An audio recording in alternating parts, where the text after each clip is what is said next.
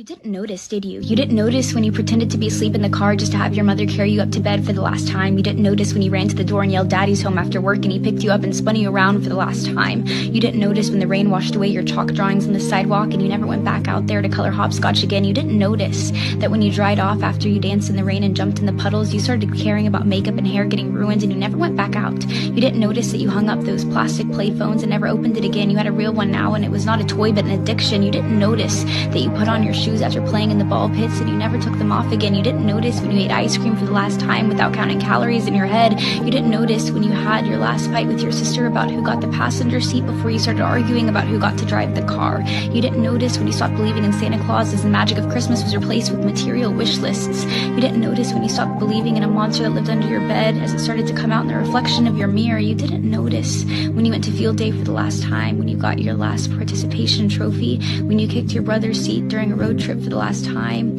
when you had your last play date with your Barbies, when you had your last Disney movie night with your family. You didn't notice that grandparents don't last forever. You didn't notice that your childhood cat wasn't eternal. You didn't notice your parents are growing up too. You didn't notice it, do you?